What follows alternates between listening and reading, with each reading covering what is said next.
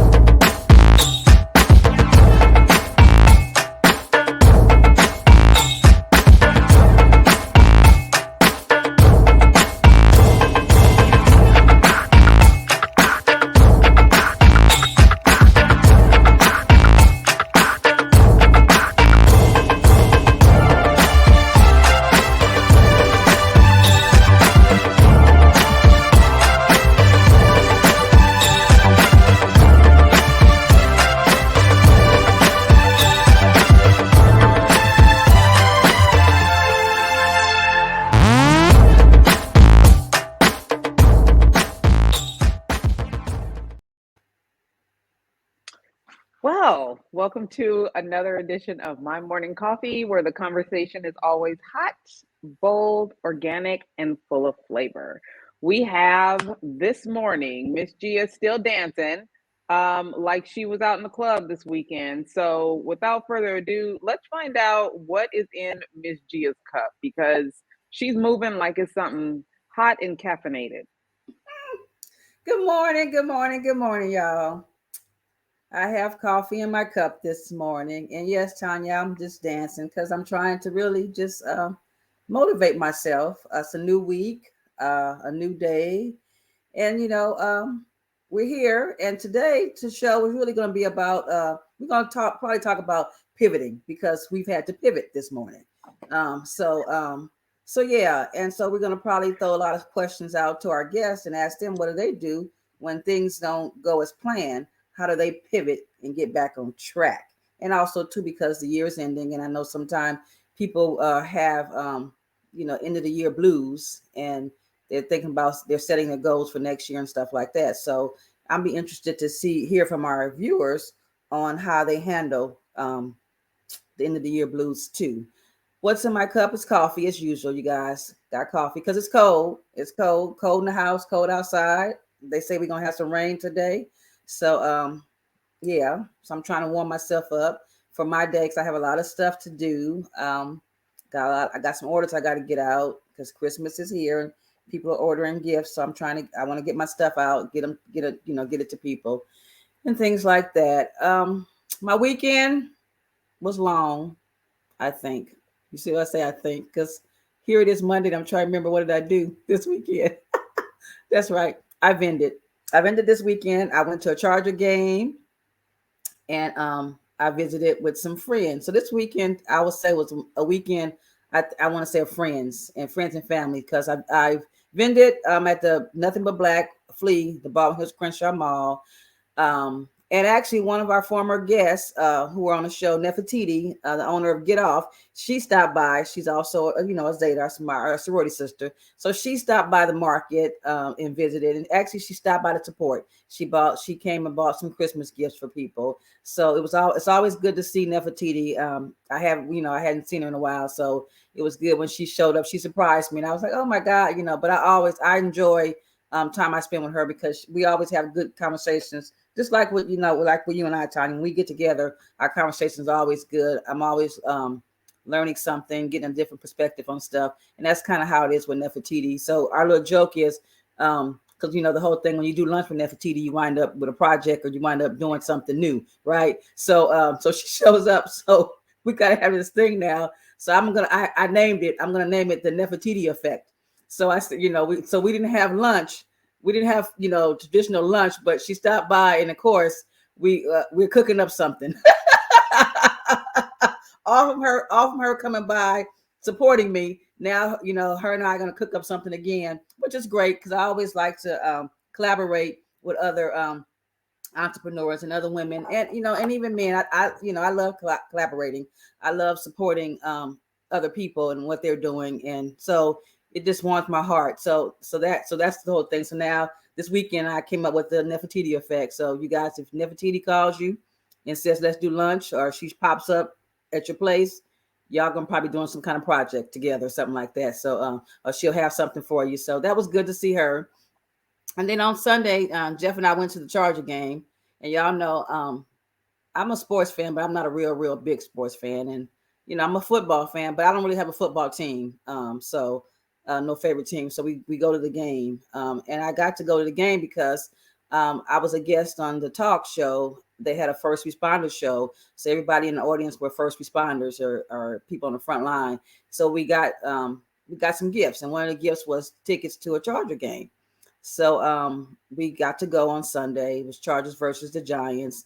And I don't really know what any of these teams are doing, how they're playing, and what their record is like. I was just there because, hey, it's football. I got a chance to go to SoFi and see that and be there and stuff. But again, I'm not a person that likes a lot of crowd. So it was kind of like when I first got there, I was like, oh, it's a lot of stuff going on, a lot of people, stuff. And, and sports fan, y'all different. Y'all different kind of people, sports fan, diehard sports fans and stuff. So, but nobody was unruly. It was just, a lot. And I was just trying to take it all in. And because, of course, the stadium is beautiful. So trying to take in the stadium and all the people and, being aware, me in this day and age, I'm always trying to be aware of my surroundings because, stuff been crazy. It's been some crazy stuff going on out here in LA.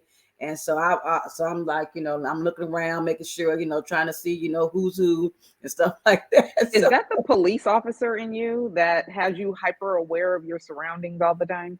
Yes.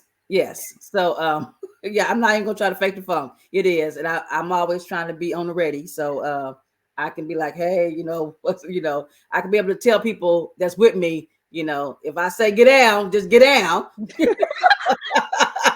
Don't be talking about why, G, or why, if I That's say, to me, that question, get down. So yeah, I'm trained for this. So right, yeah. So that was fun. The game was good. It was a good, I guess, yeah, you can say it was a good game. I was in the stands actually the stands was mixed where I was at. We had Giants fans and Charger fans and stuff. So, me, I was rooting for everybody, each team, So when the Chargers did something good, I was like, hey, I was giving the Charger fan a high five. And when the Giants did something, I turned to the Giant fan. I said, hey, y'all doing it. Y'all doing it and stuff. Cannot take you to a 49er game ever, girl. We will leave you at the stadium. That is unacceptable behavior. Yeah.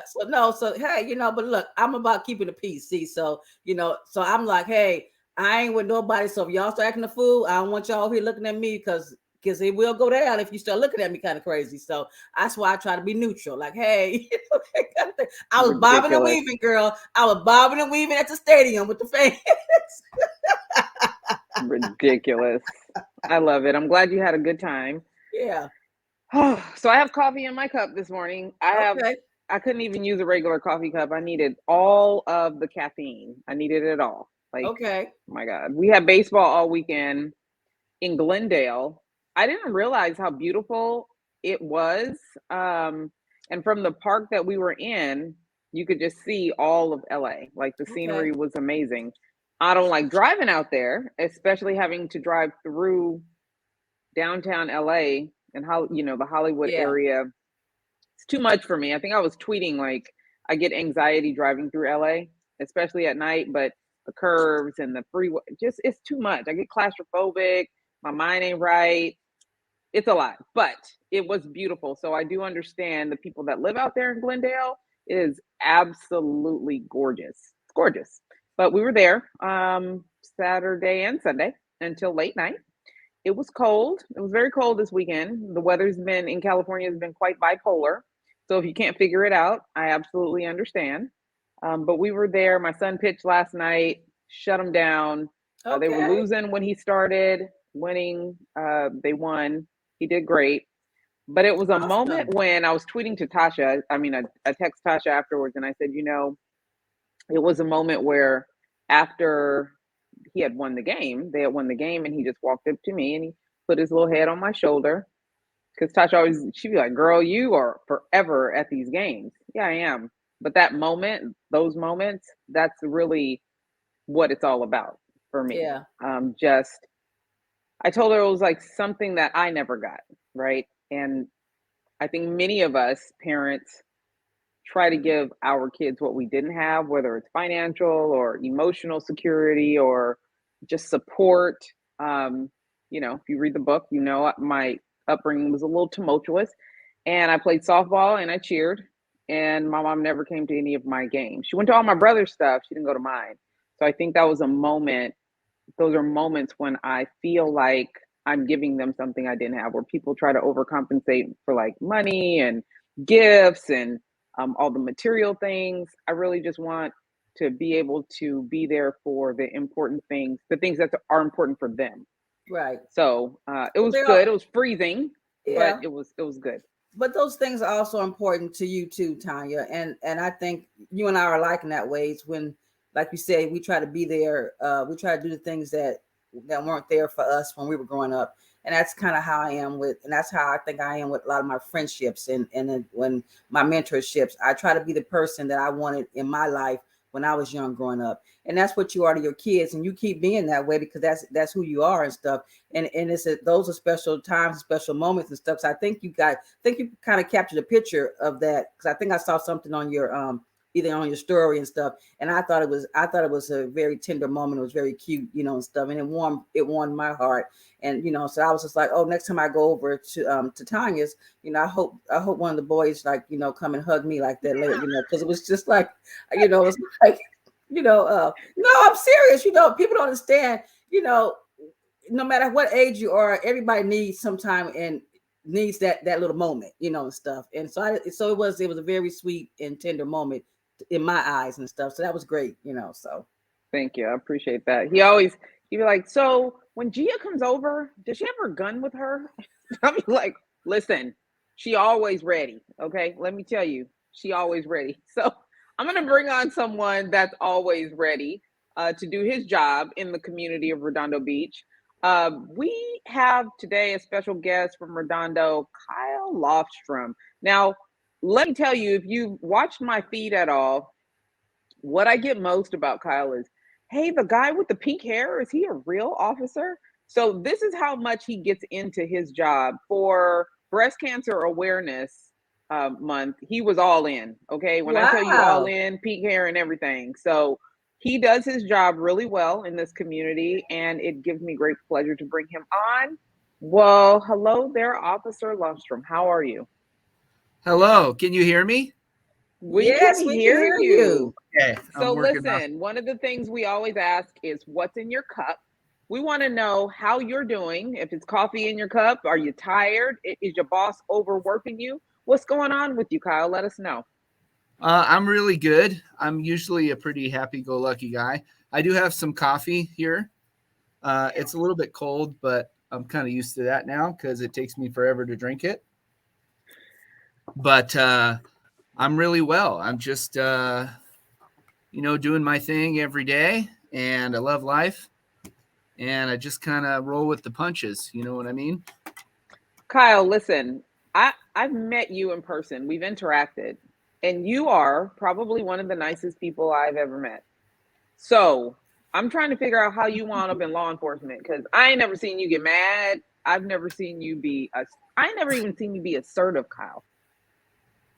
What You know, I, how did Well, Tanya, I know you were going to this say that because as I'm looking at Kyle, I was thinking the same thing. I was like, wow, he looks so mild mannered and yeah, but again, that's the thing. That's probably that's a good thing, because people, they have a perception of law enforcement. So I'm sure people get that when they see me and find out what I do. They're like, well, wow, because we don't probably fit that stereotype that people have of law enforcement. But he looks so wholesome, like he's, like you said, it's like he's just nice. Like I could probably like, yeah, I don't know, but we're gonna get into it but that's good. That's a good look. I keep that look. Don't go get that mean. Don't go like this. Don't get that mean mug look, okay? yeah. Because you have a I look don't think that's he approachable. has a mean look, Right. Gia. But see, he has that approachable look. So let's just say if I was in your neighborhood, like Redondo, on the pier or something, where everybody cuts up at, and you were there. See, I would approach you. I would have no problem asking you a question. Like, hi, officer, can you tell me such and such? So How did you get in law enforcement, Kyle? What's going on? Well, probably when I was like 12 or so, middle school. My dad was very upfront about trying to figure out what I wanted to do with my life at an early age. So he said, you need to start thinking now about what you want to do. And I don't really remember what I was thinking at the time, but we had a lot of police and firemen in our neighborhood. And I had mentioned that like I've like maybe like a little bit kind of like attention span issues. And he said, well, cops and firemen make good money and they have good benefits and stuff. And, it's different every day. It's not like school where you sit in the classroom all day. So at the time, I often tell this story and I try and remember for the life of me at the time what I was thinking. But for whatever reason, I was just like, oh, okay, I'll be a cop. That seems really fun or cool or what have you. And then from then on, all I remember is just having interest in being a police officer. So I started taking classes in high school and became an explorer and a cadet. And then I majored in criminal justice. And it was just always kind of the police thing. So I generally think like public safety had my interest. I don't know at the time, there wasn't a particular direction. There's not really any cops or firemen in my family. But it just, I don't know, it seemed cool and fun. Like, and, at the time when I was younger, I was probably more like, oh yeah, like you go catch bad guys, and they do bad things to other people. And I was like, yeah, that sounds pretty fun. I did not think that I would be dyeing my hair pink at any point. That's for sure. So what positions have you held in the department? Matter of fact, how long have you been in the department and what positions have you held? So I've worked here for almost 10 years. I started my first 3 years or so. We're just working in patrol. And then I was assigned to our pier unit for a little bit, patrolling the pier. And then I became a canine handler where I did that for 5 years. And then in May, I retired my dog and I took on our community-based officer position. And I've been doing that since. So I always kind of had my eyeball on it and the opening came to be. So that's how I ended up here. Community policing. That has a lot of different meanings to a lot of people. What does it mean to you? And what does that job actually entail? I would say two things.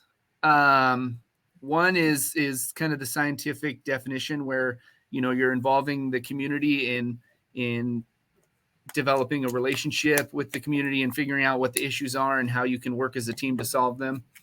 And then my own kind of personal definition and my own personal mission is kind of just, there's a lot of perceptions about the police and what we do and why we do. And I've always thought I had a fairly decent talent for kind of explaining our side of the story.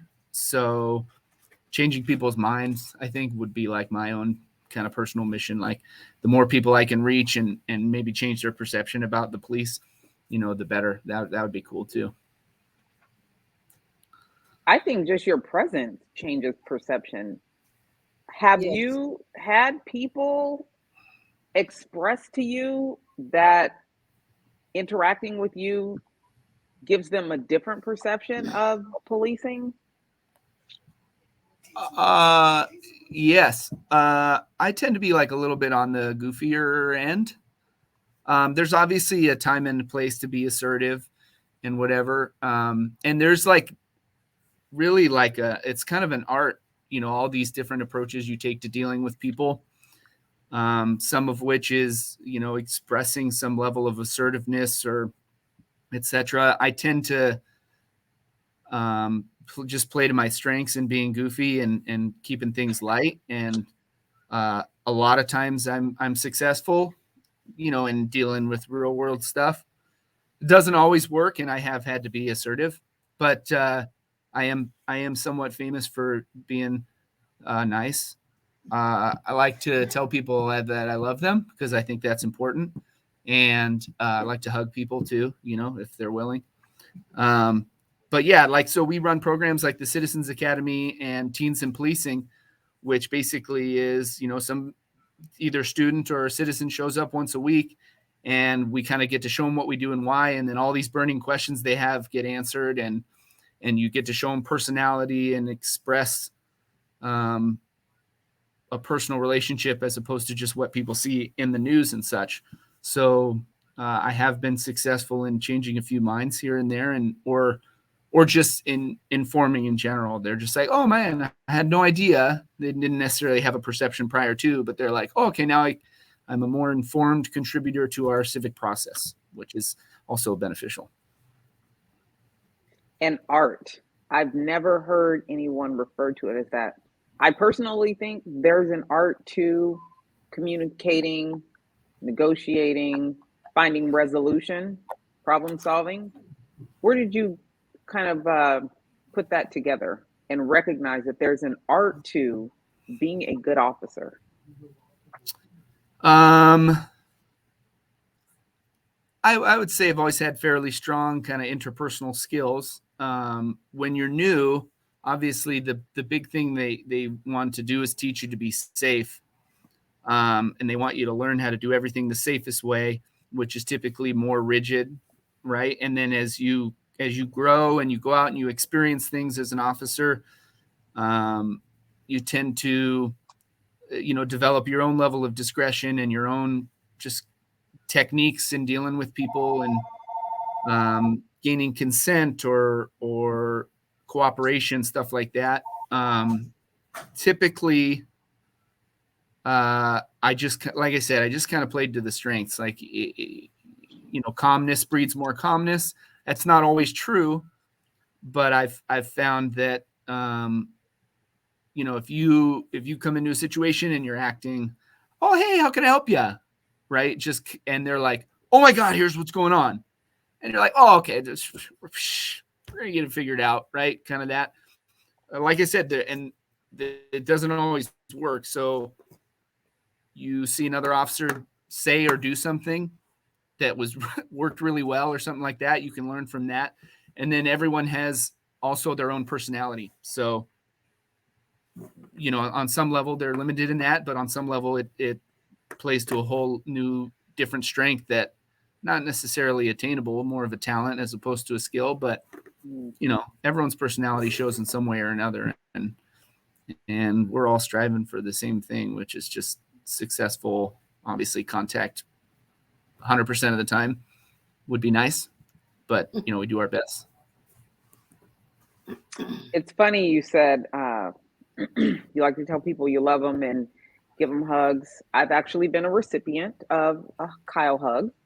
He's an amazing person in our community. But I do want to ask you, in these days and times where things are so contentious, how do you continue to approach things with optimism and opportunity for resolution when things are so combative and oppressive, especially for officers and the communities that they're serving? Yeah, I mean, it takes effort. I put effort into that. I like to call it unfailing enthusiasm. And it doesn't mean that I don't sit by myself and I'm just like, sometimes, just like tired of or, frustrated by something. But I just found that the positive enthusiasm can, generate is a positive activity generator around you, and you can bring people up to your level. Obviously the past couple of years there was like a lot of stuff going on with people's views of law enforcement, and I had even close friends expressing certain things that know me personally, but a lot of it is sharing via social media and such, and I was somewhat quiet because I didn't, it's hard to, I feel like, come at people with a differing opinion, and everyone gets entrenched in the view they already had when you start arguing about it. So generally speaking, I just offer like I just offer, hey, if you have any questions, you can talk to me about this stuff, even if it was the harshest thing ever about law enforcement. People saying like, oh, if you're a cop, you're a terrible person and you should quit, you should jump off a bridge, whatever. People I know and that I know me, and I know they don't necessarily realize that I'm seeing it or that it's being experienced by me, but I just say like, hey, I'm always here to talk if you want to ask any questions. And occasionally I get somebody to take me up on the offer, and I try and use, like I said, I feel like I have a little bit of a gift in articulating the police side of things, and at least can make somebody more informed or educated on our side of the issue, and I think the main thing people think is that we don't care, that we're indifferent to something bad happening to someone that wasn't okay. So like, like you think about like a George Floyd type incident, like you talk to a cop and they're like, yeah, no, that's not okay. Like, we don't think it's okay just because we're still cops now today after the incident or anything like that. We just have to work hard to make up, the ground we lost. We have to constantly earn the benefit of the doubt and constantly exercise transparency and all these things. So I guess I kind of just extend my hand like for a conversation, and occasionally somebody takes me up on it, and that's my shot. Gia, you look like you are kind of thinking along the same lines. Yeah. Yeah, it's interesting to hear some of the things that Kyle was saying, because it sounds like some of the same things that I've said to you, Tonya, and I've said even on our show when we had a show about law enforcement and stuff. So it's interesting to hear that here it is, this young man, as far as like friends and stuff, saying things, taking to social media, speaking negatively about the police. I see he's experienced that same thing, and so I was just like, wow, here it is, where everybody is not how everybody thinks we are, and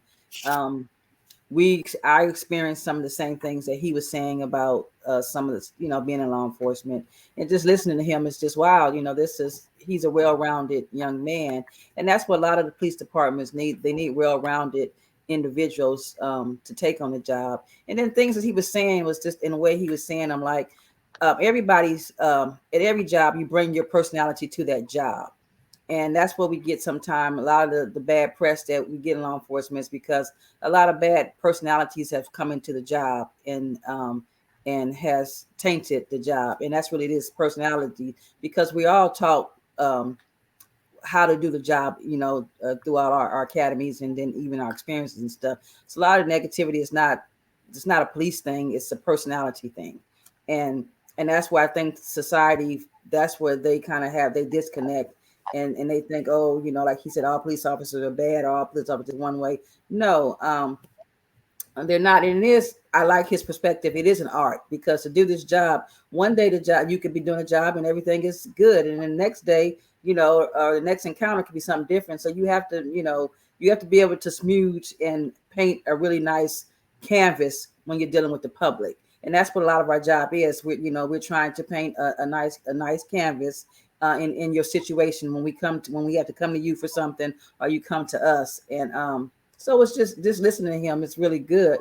It was just like, wow, I was like, oh, I think the same thing, or I feel that way too. So it's just good to hear that it's not just me and there's other officers out there that are, think that way, But again, anything community policing, like you asking what it means to him, community policing is really about the community and the police department working together and getting to know one another. That's the thing. We police areas, and half the time we don't really know who's in the area. We're just there to provide a service. And then when things go bad, that's when the city, turns, or the citizens get upset and with the police and stuff. But I think if they was more engaging with each other, we have a better understanding of things. When things go wrong, we wouldn't be it wouldn't get so heated so fast sometime. And it's really about sitting down and really across the table from each other and having a conversation, because we're all human. we just do it. We all are doing a different job. Our job requires us to put on a uniform and, and put on, a badge and a gun and do things. But it's no different from the job that anybody else does, every day. It's just, our job deals with sometimes bad people. But a lot of our job is dealing with good people. And that's the part that people seem to forget, that we do deal with good people too, Yeah, we have those occasional times when we do have to, we have to, do what we have to do. But, and I like Cal's approach. He's really, he's a laid back type of person. And I'm sure when he approaches all his calls, he approaches them laid back, and he uses a different term, like he used the, I guess I want to say a proper term, or but again, like I always say, I'm gonna meet you on your street, so where you at? Right, it's like, if you on Candy Lane, then we gonna have a good time on Candy Lane. But if you're on a different different street, then that's what you're gonna get from me as an officer. So yeah.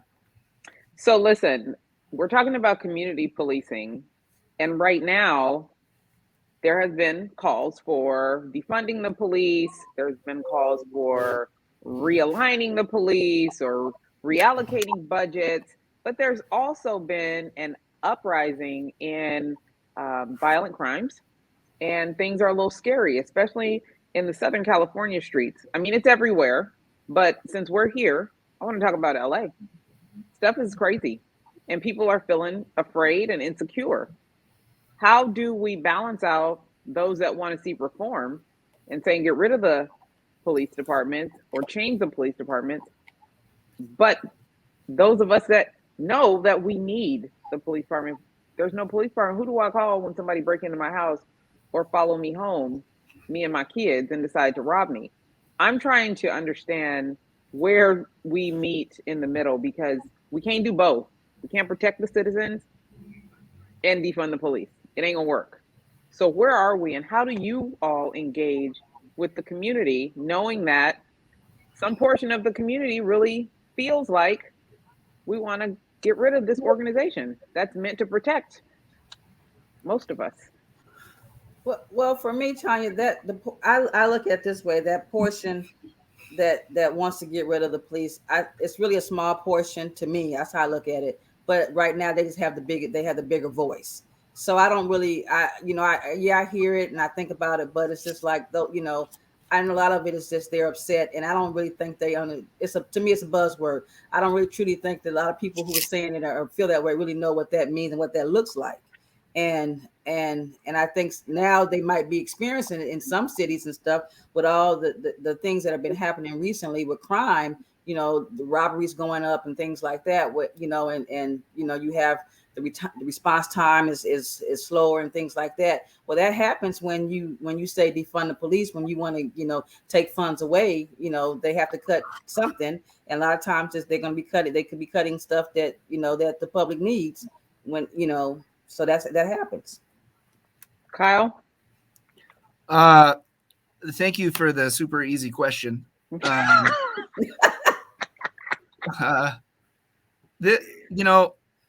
When all that stuff kind of came to fruition, I would definitely say I was kind of seeking out what people meant, because a lot of things I think get boxed into a certain black and white type of response.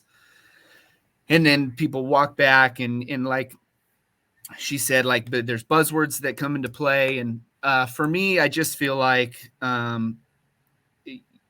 if you want the identity to change, I'm not crazy opposed. Like, I don't think you'll end up with something much different than what we're doing now. If you were to do a whole reset, abolish the police, and then we make something else that does nearly the same thing, and we call it something else. For me, it's just, I don't think that trouble's worth it. I think that we can shape our identity to be what the people want. And a lot of these questions come from like a legislative standpoint, where, hey, we're deciding this is what works and this is what doesn't. And this reminds me, I had an LAPD retired captain and a 20-year teacher as a teacher once, and it was during some drama at the time towards when I was into college. And he said, oh, this always happens. This always happens, because everyone was talking about, oh, we're getting crazy here, we're getting crazy there. And he said, I've been around for 79 years, and this is always what happens. It goes back and forth, and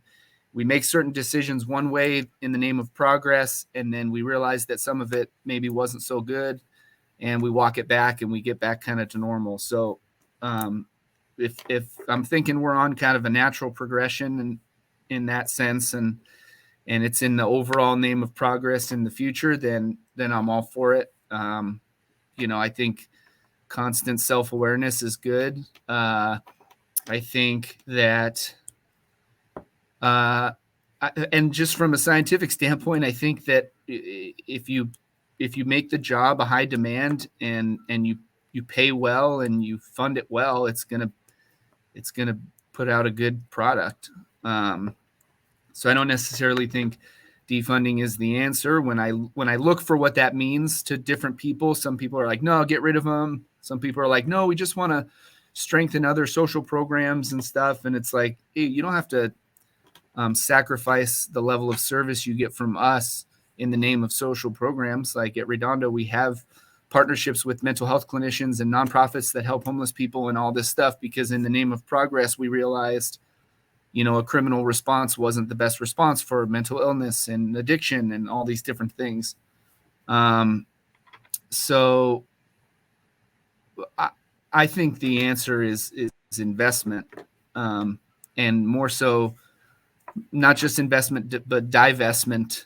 You're talking about, let's make it, if you're going to spend money on something, let's make it worthwhile, and let's open up the doors and let us partner up with people that can offer those social programs, so that we can serve our purpose. And just in the scenarios that don't require a criminal response or an enforcement response, we're just there in the off chance that there's violence that needs to be stopped. So I get it. Like she said, a buzzword thing is a buzzword thing. I think that's kind of a knee-jerk, more punitive response as opposed to something more progressive. But I think she's right. I think that most people want to be protected by police or public safety of some kind. So that's just kind of who I try and support and help, and or change the minds of those who think being without us might be better, I suppose. Pretty complex issue, though. For maybe I should take another sip of my coffee here. Your cold coffee. But listen, yeah. I think that was a great way to kind of lay that out in your thoughts, in that you are considering the other side. There are those that think they don't even listen to us. They're not listening. They don't understand what we're saying. I think there's two parts to this. One is people don't understand how police departments operate. They don't know that every department does not operate the same or under the same management, under the same guise, right? Some are separate, some are managed by the cities. Then you have the sheriff's department. They are not all run the same way. So you do have departments like Redondo Beach that has these other services. So when people are saying, okay, defund the police, you're also saying defund some of these services that you said you wanted. So before you can actually defund or get rid of, you should probably find out how the department that polices your community is run, and then take it piece by piece to decide what needs change, and then fight for those changes that you want to see take place. So if it's more services, then you petition for more services for that department. If it's that you want someone else running the department, then get involved on a local level so that you can, help the decision makers find the right leadership. Since I'm talking about leadership, how is it working with Redondo Beach Police Department and the leadership there? I have a feeling that it has shaped how you feel about your job. And if maybe you were in a different department, you might feel something different. Talk to me about that.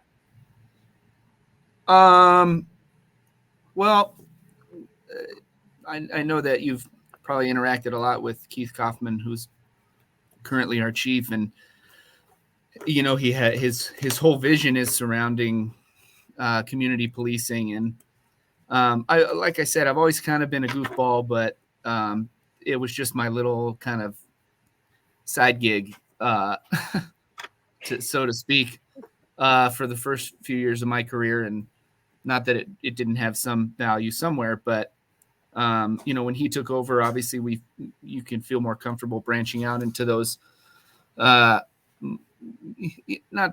risky, but kind of push the envelope on community policing. Like, how involved can we get?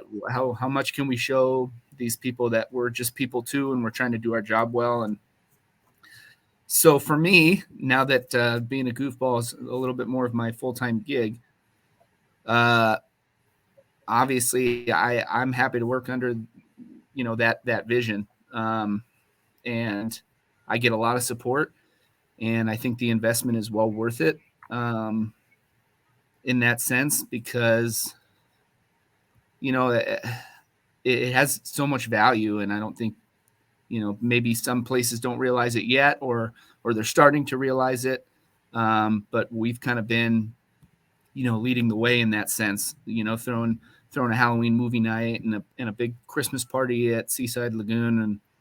And that's the kind of stuff that we're branching out to do, so that instead of asking people to come to us and ask questions, we can go be where people are present already and make those connections. So I like working here a ton. Right now it's fitting my personality substantially. Not that I'm not capable of going out and working a normal shift. I just, like I said, it's playing to my strength right now. So I'm just trying to take that and run with it. And it's a good place to work for me. Awesome. Well, we definitely appreciate you being here and giving us a little insight about you and what you do for the department and how you interact with the community. Gia, anything before we let him out of here? I think, Kyle, too, I think you really are a recruiter for the police department also, because listening to you, between you and Tonya, y'all make me want to come work for Redondo Beach PD, and I'm trying to retire from law enforcement. But y'all listen to y'all, I'm like, well, shoot, maybe I got 5 more years. Maybe I could go over there to Redondo and be a Redondo beach officer for 5 years. Because I got you. You guys are doing, it's a lot of great things I see that the police department is doing in Redondo, and I like it. I like all of it, and you guys are doing a great job. You be safe out there. Continue doing what you do. Continue having conversations with people, so let them see that, we're just like anybody else. We're just, our job is just different from their job. That's right. Absolutely. And I'm not going to leave you guys without a virtual hug and I love you. So I love you guys. Thank you for having me. I was glad I could help out. Well, thanks so much, you. Kyle, for being here. Enjoy the rest of your day. Happy holidays. You too. Thoughts, questions, comments, concerns? If you guys have any direct questions for Kyle, you can always enter them here and we make sure that they get them and respond back. But I would love your feedback, your thoughts. Gia? Yes, give us your thoughts. Great show. We, as you guys know, we had to pivot because we're supposed to have a different Redondo Beach police officer on today. And so we had to pivot a little bit, and we got Kyle, and he was just as great as the one that we were supposed to have. So, and just talking with him, listening to him was great. Gives you guys another insight into law enforcement officers. Yeah, I enjoyed it. What about you, Tonya? Well, I always enjoy Kyle or anyone else that can actually shed light on their job, what they do, what makes them unique. And you see he's not something that you expect, but he is someone that does his job really well. So that just goes to show, our perception of who we think people are. Mm-hmm. Talk about this in PR all the time. People think PR is just glitzy and glamorous and entertainment and sports, but there's so much more that goes into it, just like policing, community policing, school site, resource officer, on the beat, patrol. You never know what a person's job entails and what it takes from inside of them to be able to do their job well. So it just makes a lot of sense to be able to share that. And I'm glad he was very transparent Yes. about his goofiness, Yeah. because that's a part of who he is. And it shows in how he deals with the community that he's in. Right. It matters. Yeah, that's what I'm saying. Personality plays is a to me a big key factor in policing, and it you know, and your person, if you have a great personality, you can really go far and do well and really help the community, because that's the thing, you know, if your personality is what people gravitate to, and can also to, like you said, diffuse situations at times, you know, stuff. So it's not always, you know, that hard charger, that mean mugging type, or that kind of personality. That's not always what you need when it comes to law enforcement. This is what I get. You don't need a high level of pride taking it into your job, right? You need the optimism, you need openness, you need communication. If you lead with those things, you don't have to bring in your pride and your machismo and your mean mug and your muscle. Right. There's other things that you can bring into a situation, not just in policing, though, in real life. Yes. Like, I can't even see him being someone in real life that just approaches things from an aggressive standpoint. And I think that's something many of us can learn. Look, we're dealing with road rage and all kind of craziness out here in the world right now. There's an opportunity for people to step back and get back in touch with their optimism and their ability to communicate, to solve problems, rather than aggression and assertiveness as their first key reaction to everything that's going on in life. So I appreciate him sharing that with us and being open and self-reflective about those personalities that he has that might not be the most macho, right? Yeah. You don't need that in order to do your job well. So what else is going on with you, Miss Gia? What's coming up? To let people know how to keep up with you and what you have coming up. Well, I'll be back at the Nothing But Black Flea on Saturday at the Baldwin Hills Crenshaw Mall. It's the last pop-up of the year. So I'm going to be there. It's going to be great. I think we're going to have a Santa and some other stuff going on Saturday. And we're going to have a lot of great vendors. Myself and other small business owners will be out there.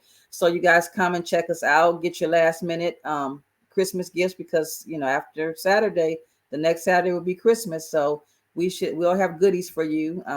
For those who haven't finished shopping, we'll be there. And that's all I really have going on for the rest of the year. It's just my last pop-up, December the 18th at the Nothing But Black Flea. I'm going to say it again. Nothing But Black Flea, Baldwin Hills Crenshaw Mall. That's where I'll be on Saturday. And then it's, you know, this Christmas, and then there's the end of the year. And then it's Christmas. Then it's the new year, you know. Yes. Listen, so Sand and Shores has a lot of cool projects going on. So you guys just have to keep in touch and follow Sand and Shores on Facebook, Twitter, and Instagram, right? I'll keep you guys posted. But for my morning coffee, I'm so excited. I got this little preview of Laura Coates' book. I'll be reading it, and she'll be coming to the show. So if you haven't watched CNN, check her out. She's dope. She's fire. She is the former federal prosecutor for the U.S. Department of Justice, and the woman knows her stuff, okay? But I'm going to get into this book, and when she shows up, oh, baby, let me tell you. First of all, I'm a fangirl, so that'll be cool. But the gems that she drops is just, whew. She's someone that I'm just proud of her and everything that she's doing. So stay tuned. My morning coffee drip on Instagram, and then subscribe if you haven't, because you don't want to miss this. I promise you. Yeah, you guys, because Tonya, you know what, y'all stay tuned for this one because Tonya says she's a fangirl. So y'all stay tuned to see Tonya, see her fangirl out on the show because I look, I'm stay tuning for this because Tonya don't fangirl a whole lot. So if she a fangirl, hey, so I'm looking forward to it. But like she said, the girl she's hot and she gonna be on My Morning Coffee. She's So hot. She's beautiful. She's yeah. smart. She's smart. Yes, I'm Um, saying. And we bring her to you. We're bringing her to you via My Morning Coffee. So y'all stay tuned. Tonya will probably be dropping the date she's going to be on here. And she'll probably drop when the book will be out for you guys to purchase because we want you to purchase a book so you can know all about her and know what's in the book and stuff like that. And you have can your pre-order questions. it now. Yeah, you can pre-order now. Have your questions ready because that's what we're about. Stay tuned. Like she says, end of the year. We'll be coming in 2022. We're gonna be coming back with all kind of stuff, new stuff because New 2022 is a merch. new year, new merch. We're gonna be executing some stuff. So stand by, be on the lookout. Execute. Yeah, Yes. yeah, So because we executing. absolutely. So thank you guys for being here. We will see you next week. Same bat channel, same bait place. And we got a cool guest for you next week. So don't miss it. Have a good one.